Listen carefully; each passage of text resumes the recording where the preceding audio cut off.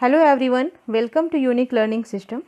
BPSC और IAS prelims नज़दीक है। इसे ध्यान में रखते हुए हम आपके लिए कुछ महत्वपूर्ण टॉपिक्स उपलब्ध करवाते रहेंगे। हमारी कोशिश है कि यह आपके एग्ज़ाम के लिए मददगार साबित हो।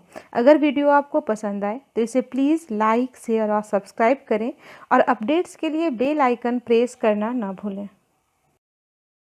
आज का हमारा टॉपिक साइंस एंड टेक्नोलॉजी से जुड़ा हुआ सैन्य उपग्रह नूर है।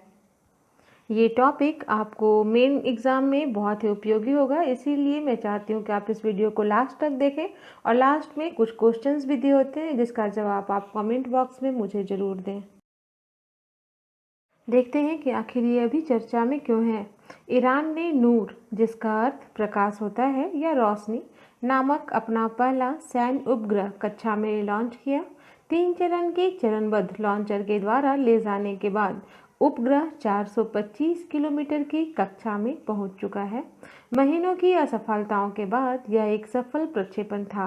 हालांकि उपग्रह के प्रक्षेपण की तत्काल स्वतंत्र पुष्टि नहीं हुई है। ईरान के सरकारी टीवी ने यह घोषणा की है कि हमने नूर उपग्रह केंद्रीय रेगिस्तान से 22 अप्रैल को सुबह सुबह छोड़ा है और यह उपग्रह अपनी कक्षा में सफलतापूर्वक पहुंच चुका है। एक टीवी फुटेज में दिखाया गया है कि उपग्रह वाहक पर कुरान की एक आयत अंकित है, जिसे मुस्लिम अक्सर यात्रा करते समय पढ़ते हैं। हम इस उपग्रह से जुड़े कुछ महत्वपूर्ण तथ्य को देखते हैं। यह उपग्रह ईरान के Islamic revolutionary guard corps IRGC के द्वारा लॉन्च किया गया था। IRGC, जो ईरान के नियमित सशस्त्र बलों के समानांतर में अपना स्वयं का सैन्य बुनियादी ढांचा संचालित करते हैं। इस प्रणाली में तरल और ठोस ईंधन दोनों का उपयोग किया गया है। अब हम देखते हैं इस उपग्रह से कई देश बहुत चिंतित हैं। कोरोना वायरस की वैश्विक महामारी, जिसमें ईरान खुद बड़े स्तर पर प्रभावित था, और इस बीच सैन्य उपग्रह का लॉन्च किया जाना बाकी देशों के लिए एक चिंता का विषय बन गया। अमेरिकी अधिकारियों ने चिंता जाहिर किया है कि उपग्रहों की कक्षा में रखने के लिए इस्तेमाल की जाने वाली लंबी दूरी बैलिस्टिक तकनीक का इस्तेमाल परमाणु युद्धक हथियारों को लॉन्च करने के लिए भी किया जा सकता है। ईरान का यह उपग्रह दिन में 3 बार पृथ्वी का चक्कर लगा रहा है और तीनों बार यह अमेरिका के ऊपर से गुजर रहा है, जिससे जमीन पर हो रही हर हरकत पर उसकी पैनी नज़र रहेगी।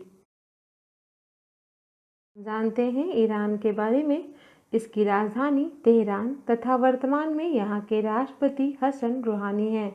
2015 में ईरान अपने परमाणु कार्यक्रम पर P5+1 P5 में अमेरिका, ब्रिटेन, फ्रांस, चीन, रसिया और जर्मनी से संयुक्त व्यापक कार्य योजना अर्थात वियना समझौता के रूप में इन विश्व शक्तियों के एक समूह के साथ दीर्घकालिक समझौते पर सहमति व्यक्त की थी। इस समझौते का यह उद्देश्य था कि ईरान की परमाणु गतिविधियों पर लगाम लगे और उसके लिए परमाणु बम का विकास करना बेहद मुश्किल हो जाए। जनवरी 2020 में अमेरिका के ड्रोन हमले के बाद ईरान के सबसे शक्तिशाली सैन्य कमांडर जनरल कासिम सुलेमानी की मौत हो गई थी। ट्रंप प्रशासन का आरोप। ट्रंप प्रशासन ने चेतावनी दी है कि उपग्रहों को लॉन्च करने के लिए इस्तेमाल की जाने वाली तकनीक ईरान को इंटरकॉन्टिनेंटल बैलिस्टिक मिसाइल ICBM विकसित करने में मदद कर सकती है। इसने दावा किया है कि इस तरह के प्रक्षेपण संयुक्त राष्ट्र सुरक्षा परिषद के प्रस्ताव का उल्लंघन करता है, जो ईरान को परमाणु हथियारों, मिसाइलों से संबंधित किसी भी गतिविधि को नहीं करने का आह्वान करता है। लेकिन ईरान अमेरिका द्वारा लगाए गए इन आरोपों को खारिज करता है। देखते हैं निष्कर्ष। उपग्रह मानव जीवन में अब अहम भूमिका निभा रहे हैं। टीवी देखना, मौसम का हाल, नेविगेशन, फ़ोन पर बातचीत आदि तमाम काम सैटेलाइट के जरिए ही संभव हुए हैं। परंतु आज आंतरिक सुरक्षा तथा आगे बढ़ने की होड़ दोनों रूपों में ही सैटेलाइट का प्रयोग लगभग सभी देशों के द्वारा किया जा रहा है। कोरोना वायरस की वैश्विक महामारी और अमेरिका के साथ व्यापक तनाव के बीच ईरान का नूर उपग्रह को लॉन्च करना दोनों देशों के संबंधों पर प्रतिकूल प्रभाव डाल सकता है। इस पूरे वीडियो से जुड़ा हुआ हमारा आज का सवाल है, ईरानी उपग्रह नूर का अर्थ क्या है? और दूसरा, यह उपग्रह सफलतापूर्वक पृथ्वी की सतह से कितने किलोमीटर तक पहुंच चुका है? अपना आज का जवाब हमें कमेंट बॉक्स में ज़रूर दें।